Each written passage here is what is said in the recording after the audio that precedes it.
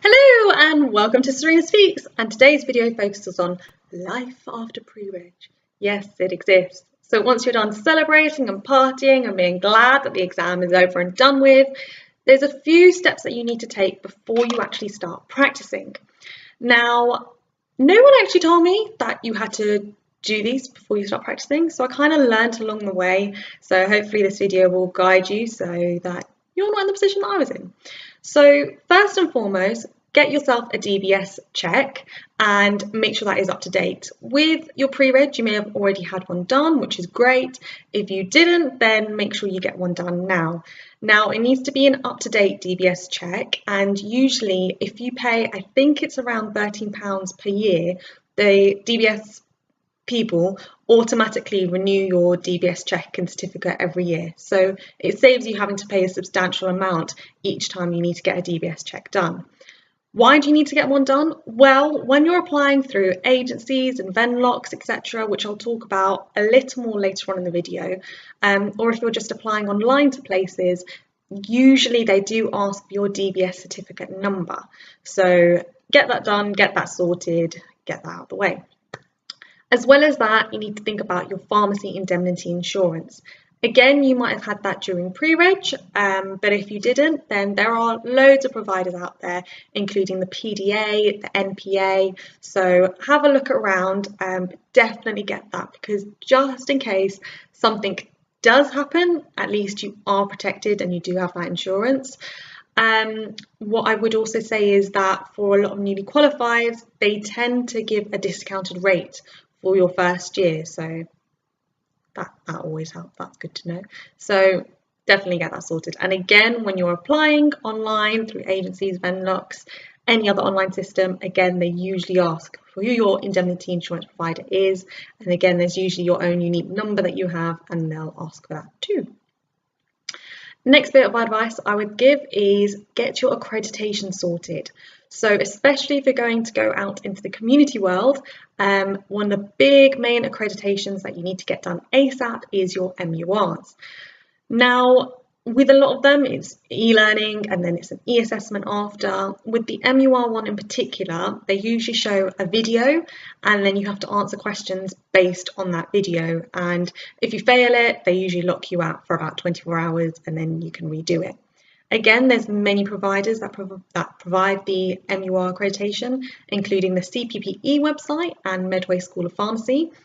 Now, there's some belief that some of the providers, the questions are easier than going with other providers. I genuinely don't know how much truth there is in that. And at the end of the day, you just need to get the accreditation. So whoever you go with, just get it done. Like I said, I don't know how much truth there is in one provider being a little bit easier than another provider.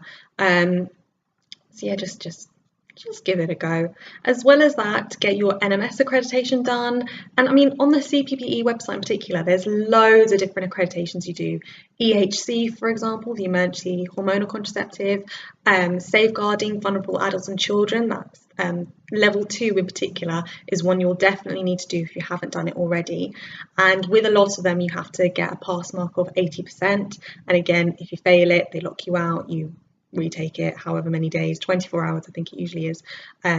Just do it whenever next you need to. But the more accreditations you have, the better it looks and the better it is, and the more services you can provide. So definitely get that sorted and look into that.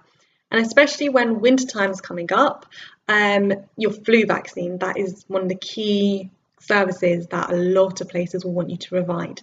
Now, if you're someone who isn't really keen on injections and vaccines and needles in general, my advice would be is do the training anyway, see what it's about, see what it's like, and then from there decide, actually, yeah, I'm fine providing flu vaccine service, or no, actually, I don't really feel that comfortable in doing so. Now, if you're in, for example, a community pharmacy chain, they may provide that training for you. If you're locuming, for example, then there are external places that you can go to that will provide that training. Some of the training is an evening session for a few hours. Some training places is a whole day course. But ultimately, they'll ask you to demonstrate your needle technique and vaccine technique. whatever you want to call it, your technique, they'll examine it and then they'll sign you off. And if they think that you're not doing it right, they'll keep teaching you until they're comfortable to sign you off. So definitely, my advice would be definitely go and do it, go and give it a go, try it out, and then later decide if actually, yeah, this is a service I want to provide, or I'm still a bit about needles, I don't really know if I want to do this. But it is a big one that a lot of places, a lot of pharmacies will want you to have done. They will want the accreditation done. Next thing I want to focus on is your smart card. Now, if you had a smart card during a pre-reg, great. If you didn't, then speak to your tutor and get one, because you will need one. And especially if you decide to go down the locuming route, in order for your smart card to be activated, I think they've changed the rules now so that your smart card has to be affiliated with 5 other pharmacies. So what that means is when you do a locum shift in a new store, in a new pharmacy that you haven't been in before, let the manager know that you have a smart card, but you need their F code number so that your smart card can be activated to work in that particular store. And once you've done that in 5 different stores, you then need to send off the relevant documents which your tutor can help you with, and because you have to send it off to someone in your area who deals with smart card staff, and they will then be able to activate your smart card as a locum smart card. And that means that then going forward, you can go into any pharmacy and your smart card will be activated and you can work anywhere, and it just makes it so much easier. So if you need more details on that, talk to your tutor about it, because they should know about that, and they'll be able to guide you with that. Now let's move on to agencies and Venlocks. Again, if you're thinking to go down the locum route, you might decide to go through with an agency. Now, for me personally, I tried doing it on my own and I tried doing it with an agency. And this is my own personal thoughts, my own personal journey. But I found it a lot easier going with an agency than doing it on my own, because ringing around different places, asking if they need cover, if they have any work going, it is very time consuming. Whereas if you go with an agency, especially the agency I was with, they would send out a mass email to all of their clients essentially, and then you really need to be on top of your emails to reply and be like, yes, I'm free for that day, I can do that shift. It is a first come first served basis, which is why you really need to be on top of your emails, but it is good in getting work. What I would say though is that with a lot of them, you have to be willing to travel to quite far places. Again, this is dependent on the area that you live in, but for where I'm living, I had to travel quite far, sometimes an hour away, sometimes an hour and a half away, sometimes even 2 hours away. So if you're someone who likes traveling around to places, great. If you're someone who's a little bit reluctant on traveling so far, just bear that in mind. I mean, not all the shifts will be far away to Timbuktu. Some of them will be closer to home, but you have to be very flexible, because a lot of these shifts will pop up last minute as well.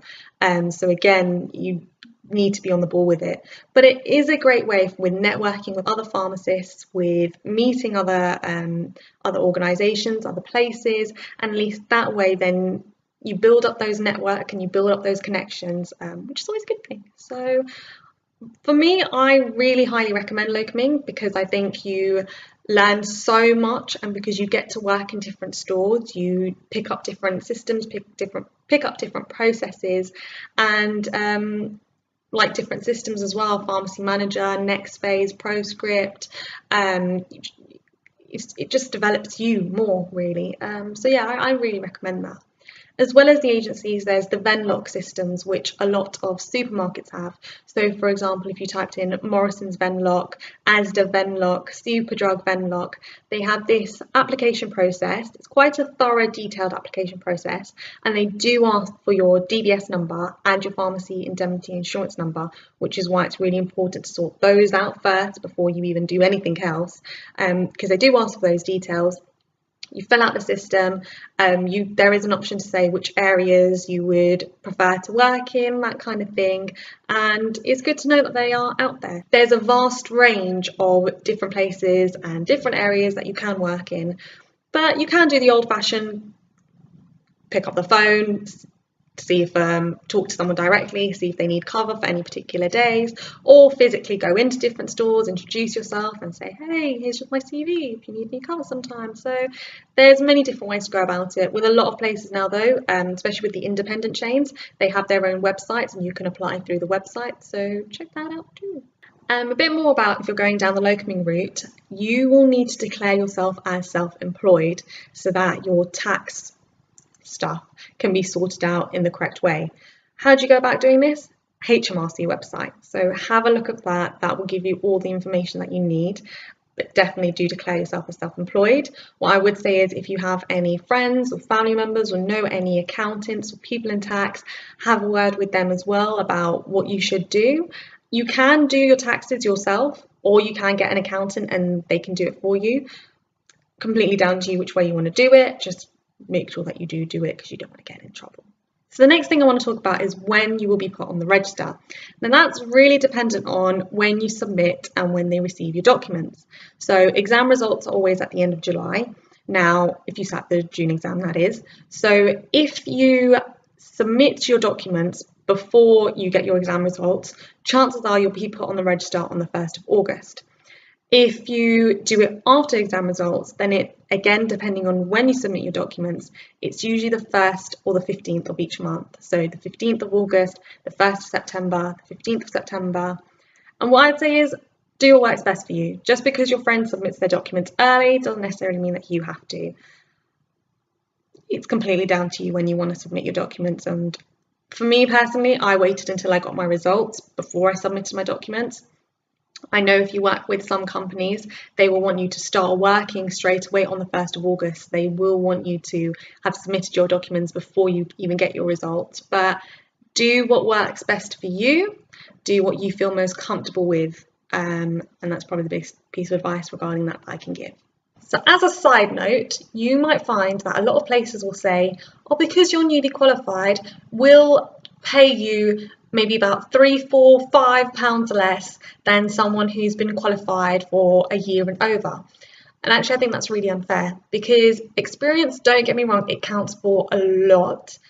But knowledge-wise, someone who is newly qualified, their knowledge is completely up to date. They will know exactly what the latest MHRA warnings are, what the latest guidelines are.